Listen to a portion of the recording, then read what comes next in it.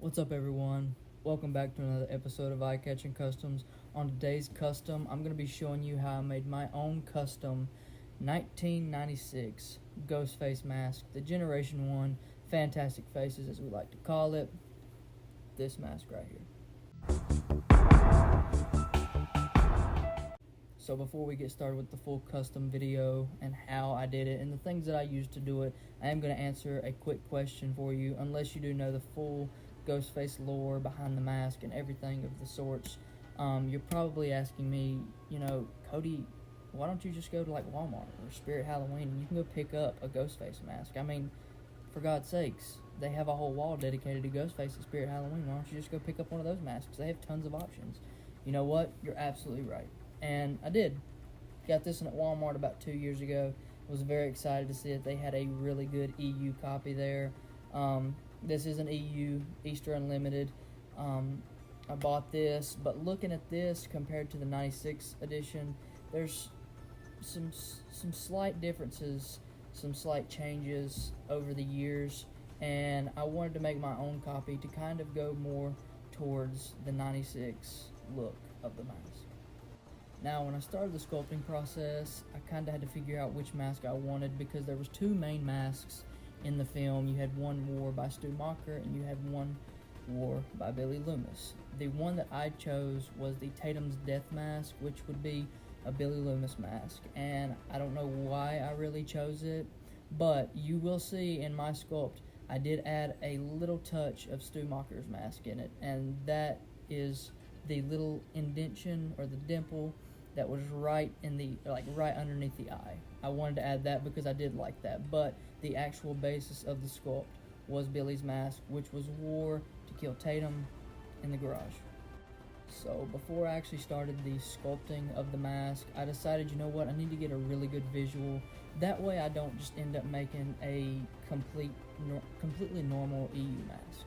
So I did watch the movie about 2 or 3 times, which was the most fun of the entire process because I absolutely loved that movie.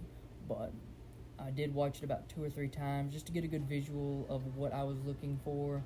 So I didn't just make a plain old EU mask. I did want it to have its differences because you will see the differences.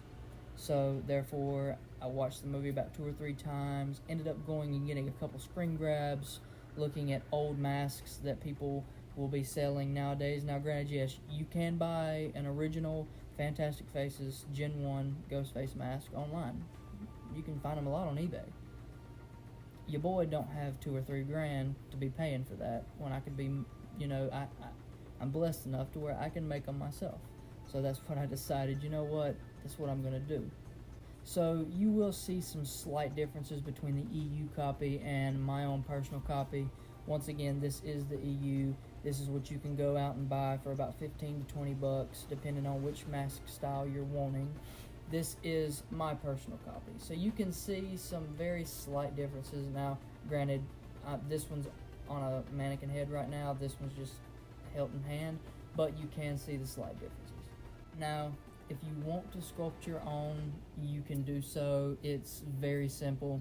I have a video up on my page where I make my own K&B mask from the 96 film, but this one's going to be another one, same exact process. So there's 2 videos you can go and you can bounce with back and forth to figure out what you want to do if you do want to make your own mask. So therefore, I'm going to kind of go through the steps and everything that I did to do this. So this part is going to be some of the basic stuff that you will need to sculpt your own Ghostface mask or whatever mask you so feel. If you want to do a Ghostface mask, this video and another video is up on my page. The first one is when I'm making my own K&B mask, and this one is going to be the Generation 1 mask, both 1996 masks. But the first step that you're going to need is you're going to need some monster clay, and this stuff is great. As you can see, well, this is the Ghostface mask. This was the sculpt for it, and I'm going to go ahead and let you know now that usually when you go to make a mold of a mask, the clay, the sculpture, you won't be able to save it most of the time. Now, I did actually get to save the K&B mask just a tad. The mouth got very, very elongated and warped. So, but Always take into consideration when you're making your mold to go by the steps, whether you listen to what I have to say or other mask makers on YouTube. There's tons of them.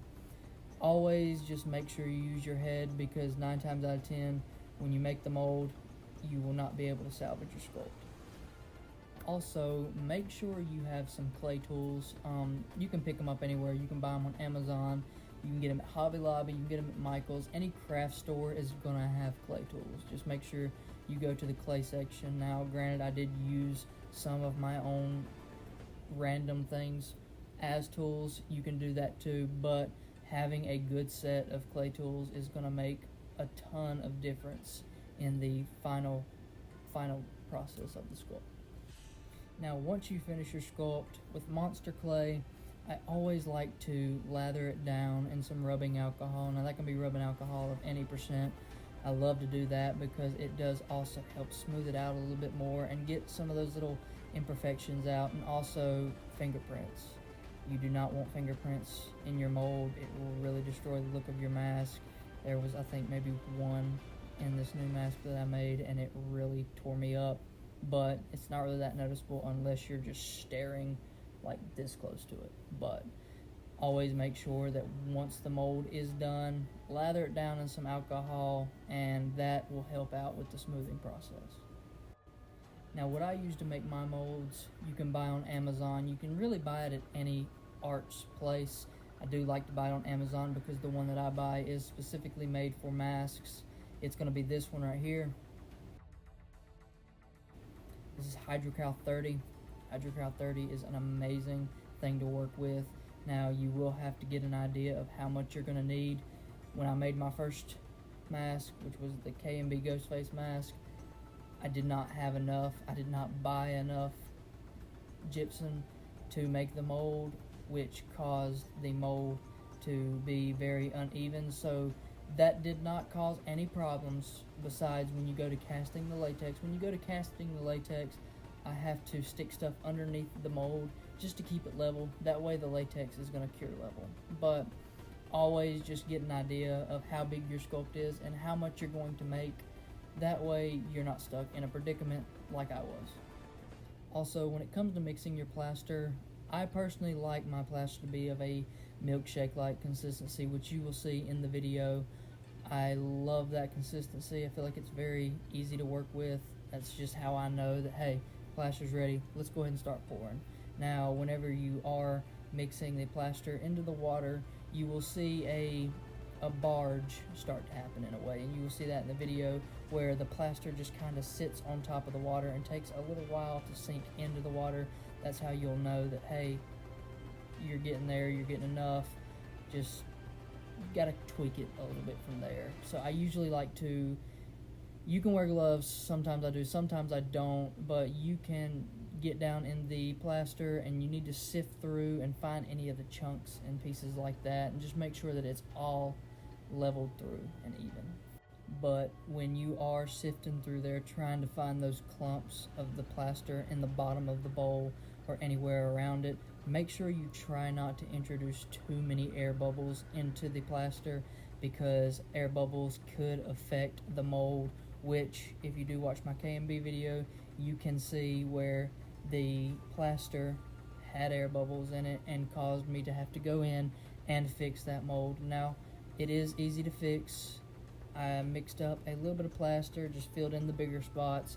I also used air dry clay, which worked out great in the smaller spots, and it came out perfect. But to avoid that, just make sure you're not introducing too many air bubbles.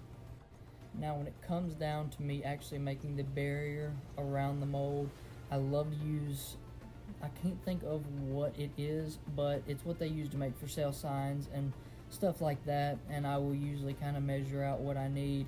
I'll cut it with an X-Acto knife, scissors, whatever works for you. Just always make sure you're safe while doing it, because I have messed up a few times in the past, and that it causes a lot of band-aids. But I always like to make the little barrier around it. You can really use any kind of like duct tape, scotch tape, anything just to connect those edges.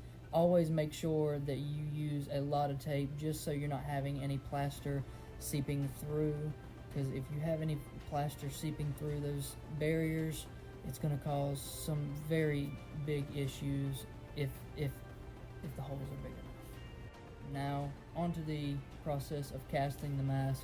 This is the latex that I like to use, and yes, I know the original Ghostface mask was made not out of latex. I don't know how to work PVC vinyl and stuff like that, so therefore this is going to work just as good, but this is what I use.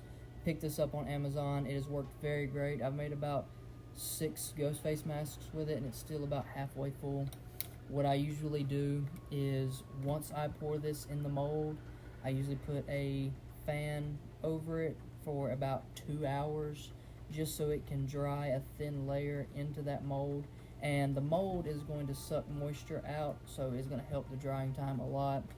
After that 2 hours, I'll kind of sift through the mold, pour out the remainder in this. That way you're not just wasting a bunch of latex that don't need to be wasted. It's still going to be good. You can use it for another mask. Well, after that 2 hours, you're going to let it sit. I like to let it sit for another 24, sometimes a little bit longer, just to make sure there's no issues with the end piece, because that's going to be a big factor into how your mask is going to look. Just making sure the curing time is right. So whether you let it wait a day or 2 days, 2 days is probably better, but I'm impatient, so therefore 24 hours for me. Once you have your mask and it's fully cured and it's casted, you will have a latex blank. I like to cut the edges just to make it look more neater, nice.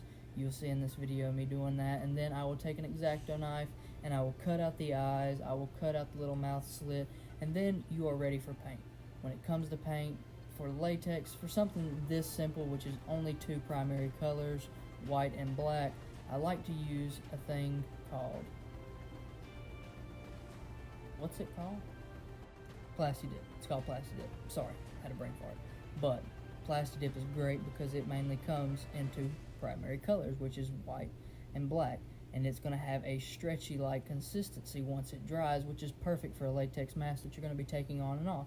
You're not going to have to worry about cracking. You're not going to have to worry about mixing acrylic paints with latex to get a good consistency. So I just take the mask out before I do anything to it after I cut it, and I will paint it with white, and then I'll take a small paintbrush and a big paintbrush, and I will work on the eyes, the nose, and the mouth. Always make sure, though, when you're using the black, that you do put a good consistency in it, because if you don't, it's going to cause what I like to call a tiger stripe, in a way where you're going to see white through that black, and it's not going to look good. So just make sure you take your time, make sure you take into consideration of how you want your final piece to look. Now, when it comes to putting eye mesh and a shroud on your mask, this one's going to be a little bit different from my KMV mask, just mainly in the shroud. So when it came to picking out eye mesh and a shroud, it's usually just whatever you feel is best. That's at least what I went with. I did not want to go for complete accuracy. I just wanted something that was going to feel comfortable, something I could see good out of. So I went to my nearest Hobby Lobby, and I just picked up 2 forms of like a black sheet, and I got about a yard out of each, and I've made those 6 masks, and I still have a little bit more, so it's worked out great. And I did not make a template for the cutting out of the shroud. I just kind of used this, which is the original EU, and I kept it on the head mount. I set it on my fabric, and I took a little paint Sharpie and made an outline in silver, and then I cut that out, made sure it matched up with my head and the mask very good, and then cut all that out. But also make sure to, when you're doing a Generation 1, to always add the tassels. Now, he doesn't wear the tassels down, it's just a tie on the back of the face, but it'll make it more screen accurate. Now, whenever I was putting the shroud together, I did put it on a head mount that I have and kind of worked around it. So whenever it came to attaching it, I love to use E6000. I feel like that stuff, it bonds great to the mask, it bonds great to itself, and it worked very great for me, and I've been very rough with my masks and they still hold up great. Now, around the certain edges, like where the back of the head's going to meet, or where there's slits in the back, you're going to need to sew those up, but just a small needle, a little bit of black thread, couple loops, you're good to go, just to make sure that it is going to hold on great. Now, with all that being said, now that you know what you're going to need to make your own piece like this. I'm going to go ahead and show you the full process of me making this piece. I'm beyond stoked with how it turned out, and I couldn't be happier. So therefore, let's go through the whole process of me making the Fantastic Faces Weeping Ghost Generation 1 mask.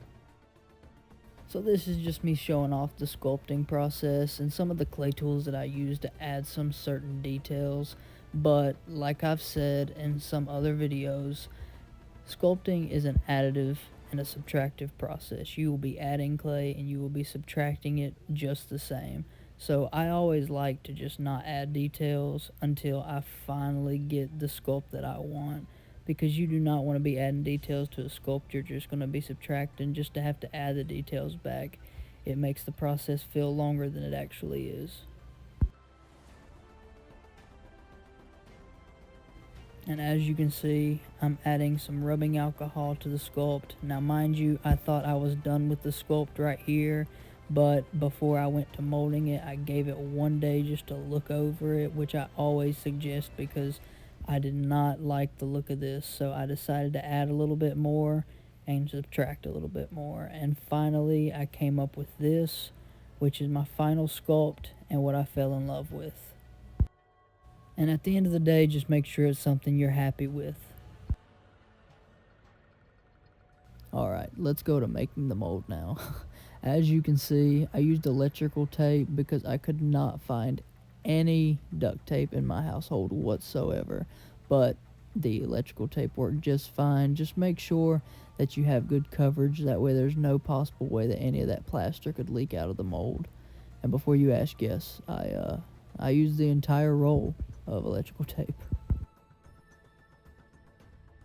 And this is the actual mold making process. As you can see, I have everything laid out because this can be a very, very messy process if you're not careful. Just always keep in mind that you need to be sifting through and getting any of those plaster chunks out to save any problems happening. And as you will see in this video, I did leave it at a milkshake-like consistency. At this point, it's ready to pour.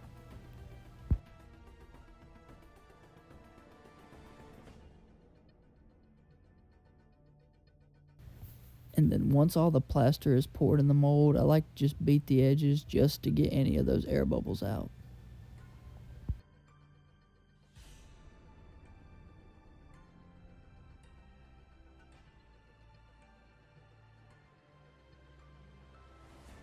Now to casting the mask. I usually fill up the entire mask mold with liquid latex, and then after 2 hours I'll pour out the remainder and it'll leave a skin like this. Then after about 24 hours of it curing, it'll be ready to pull. I usually take baby powder and just coat the inside just to stop that latex from sticking to itself when you're pulling it out of the mold. But once it's pulled out of the mold, you should have a latex copy that looks just like this. Then I'll just take my scissors and I will cut around the edges, just cleaning it up a little bit. And with an X-Acto knife, I'll cut out the eyes and the mouth just so you can see and breathe better. Now she's ready for paint and shroud. And like I said, this Plasti Dip works amazing on these masks. I usually just spray the white on, but with the black you need to be a little bit more meticulous, and I take a paintbrush and I just really get down in those areas.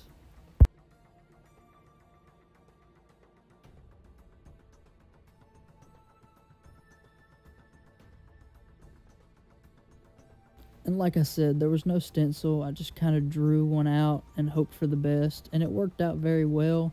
Also, alongside of that E6000 and some of this Gorilla Glue, it also helped bond the mask very well. I also suggest to use either a mannequin head or a mount of some sorts to put this on, because it helps the process a whole lot better. And now, let's see the final results.